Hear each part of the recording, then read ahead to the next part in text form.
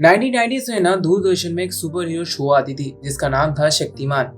इस शो का क्रेज इतना ज्यादा हुआ करता था कि बच्चे लिटरली अपने छत से कूद जाते थे ये सोचकर कि शक्तिमान उन्हें आके बचा लेगा, और कुछ बच्चे लिटरली शक्तिमान की तरह गोल गोल घूम के उड़ने की कोशिश करते थे। और ऐसा हो भी क्यों ना, इस शो का कॉन्सेप्ट इतना यूनिक था। शो के अंदर हमें दिखाया जाता है कि गंगाधर एक नॉर्मल इंसान होता है जिसे महर्षियों के द्वारा पंच तत्वों की शक्तियां मिल जाती है और वो बन जाता है हमारा शक्तिमान, जो हमारे इस छोटे से दुनिया को बुराई से बचाता है। आज के टाइम पे अगर आप इस शो को देखोगे तो आपको कहीं ना कहीं लगेगा कि ये सुपरमैन का सस्ता कॉपी है, लेकिन उस टाइम के बच्चों के लिए ये शो बहुत ज्यादा यूनिक था क्योंकि 1997 पे लोगों को नॉलेज ही नहीं थी कि डीसी क्या है, मार्वल क्या है और सुपरमैन बोल के चीज होती क्या है। और इसीलिए ये शो सुपरमैन का सस्ता कॉपी होते हुए भी इंडिया के अंदर इतना ज्यादा पॉपुलर हो जाता है कि ये देखते ही देखते इंडिया का टॉप 1 शो बन जाता है। और शायद इसी शो की वजह से आज के टाइम पे हमें क्रिश जैसे सुपर हीरो फिल्म्स भी देखने को मिल रही है, क्योंकि ये इंडिया का फर्स्ट सुपर हीरो था और इसका इन्फ्लुएंस लोगों के बीच में इतना ज्यादा था कि कुछ टीनेजर्स लिटरली शक्तिमान को आइडलाइज करते थे,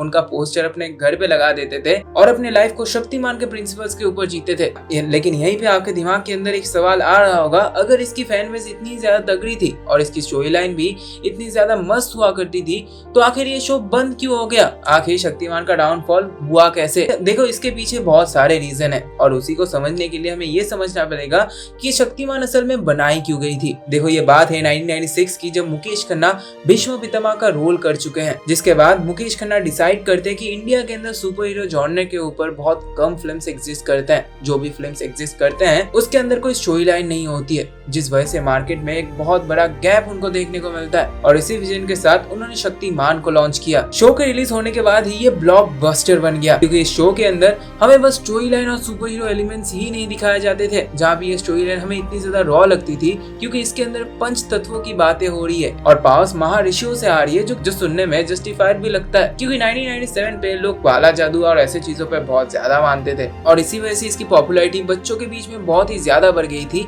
लेकिन पॉपुलैरिटी के साथ एक बहुत बड़ी प्रॉब्लम आ गई। देखो, शक्तिमान की जो मेजर ऑडियंस थी वो बच्चे थे और बच्चों को समझ में नहीं आता है कि क्या स्टोरी है और क्या रियलिटी, और यहीं पे बच्चे शक्तिमान की तरह स्टंट करने की कोशिश करते हैं। कुछ बच्चे लिटरली अपने छत पे जाके कूद जाते थे ये सोचकर कि शक्तिमान शो की तरह ही उन्हें आके बचा लेगा, लेकिन असल में शक्तिमान कभी आ ही नहीं पाएगा क्योंकि वो रियल लाइफ में एग्जिस्ट ही नहीं करता है। लेकिन वो चीज एक 5 साल के बच्चे को कौन ही समझाएगा? और ऐसे बहुत सारे केसेस हुए शक्तिमान के ऊपर कि वो बच्चों को बिगाड़ रहा है। और ये सच भी है कि शक्तिमान ने ही बहुत सारे बच्चों की जान ली है, लेकिन इतने बड़े कंट्रोवर्सी होने के बाद भी शक्तिमान को कोई फर्क ही नहीं पड़ा। उन्होंने शो से पहले एक बहुत ही छोटा सा डिस्क्लेमर दे दिया, इसके बाद सब कुछ ठीक हो गया। आप ही खुद इमेजिन करो, अगर आप छोटे बच्चे और आपके सामने एक ऐसा इंसान खड़ा हो जाता है जो उड़ सकता है, जो ऐसी चीजें कर सकता है जिसके बारे में आप बस फैंटेसी में सोचते हो, तो आप भी उस शो से प्यार करने लगोगे। और ऑब्वियसली यही उन बच्चों का हालत था जो 1997 में शक्तिमान को देखते थे। और इसके डाउनफॉल के पीछे तो दूसरा रीजन था, वो है शो की टीआरपी। देखो, 1997 में शक्तिमान जब रिलीज हुआ था तो इसका कंटेंट इतना ज्यादा फ्रेश था कि ये लोगों के बीच में बहुत ज्यादा फेमस हो गया था। लेकिन धीरे धीरे ऑडियंस को एक चीज समझ में आ गई कि शक्तिमान एपिसोड्स के अंदर ऑलमोस्ट हर एपिसोड के अंदर सिमिलर चीज ही हो रही है। विलेन आता है, एक बहुत बड़ा प्रॉब्लम क्रिएट करता है, शक्तिमान आता है और उसे हरा देता है। चाहे कुछ भी हो जाए, शक्तिमान हमेशा जीतेगा।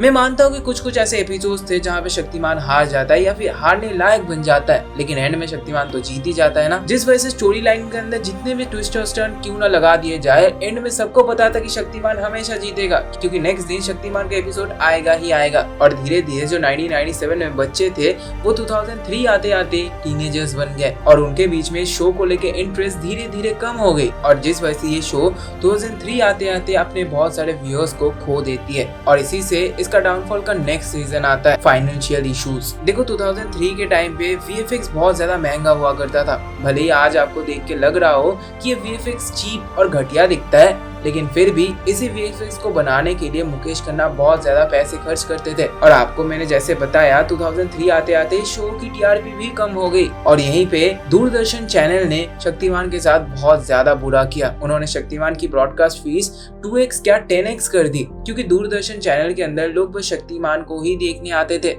जिस वजह से चैनल के अंदर जो बाकी शोज चलते थे वो लॉसेस में जाने लगे। और इसी का ब्लेम दूरदर्शन शक्तिमान को दे देता है। वो उन्हें बोलता है कि अगर शो तुम्हें इस चैनल के अंदर चलाना है तो मुझे हर एपिसोड के लिए 8 लाख रुपए दो। और 2005 में मुकेश खन्ना इस चीज को अफोर्ड नहीं कर सकते थे, जिसके बाद 2005 में इसका लास्ट एपिसोड आया जहाँ पे शक्तिमान को एक ओपन एंडेड स्टेट पे छोड़ दिया गया। ये तो वो रीजन थी जो मुकेश खन्ना ने लोगों को बताई थी कि क्यों शक्तिमान असल में बंद हो गई। और यहीं पे इसका लास्ट रीजन आता है जो मुझे लगता है असल में ट्रू है। देखो 1997 में जब शक्तिमान रिलीज होती है तो उस टाइम में मुकेश खन्ना की एज लगभग 39 थी। 39 के अंदर भी मुकेश खन्ना अपने फेस के अंदर इतना ज्यादा मेकअप करते थे ताकि वो अपने रिंकल्स छुपा पाए।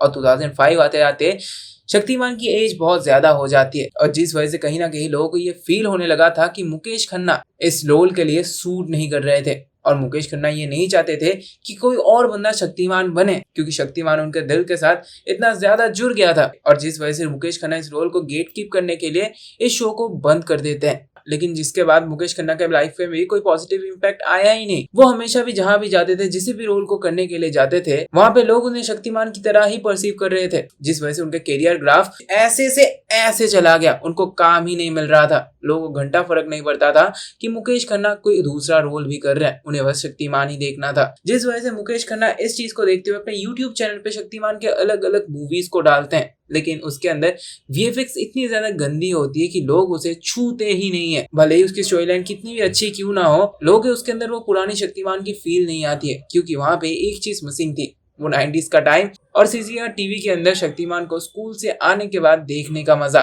देखो मैंने तो बचपन में कभी शक्तिमान देखा नहीं है, लेकिन मैंने जितने भी बड़े इंसानों से पूछा है इस वीडियो को बनाने से पहले, उनके लिए शक्तिमान उनके दिलों में एक ऐसी जगह को होल्ड करता है जिससे शायद ही कोई दूसरा शो कभी ले पाएगा, क्योंकि शक्तिमान ने अपने प्राइम पे ऐसे बहुत सारे बच्चों को एंटरटेन किया है and for that I really respect Shaktimaan. और अभी के टाइम पे शक्तिमान को रिबूट करने की बात चल रही थी, जहाँ पे रणवीर सिंह बोला जा रहा था कि वो शक्तिमान को फिर से प्ले करेंगे, लेकिन वहीं पे मुकेश खन्ना अपनी छाती चौड़ी करके आ जाते हैं और वो बहुत बड़ा कंट्रोवर्सी क्रिएट कर देते हैं कि उसके अलावा कोई शक्तिमान को प्ले ही नहीं कर सकता है। वो फिर से शक्तिमान को प्ले करना चाहते हैं और आप इसी से उनके माइंडसेट को समझ सकते हो कि वो शक्तिमान से कितना ज्यादा प्यार करते थे।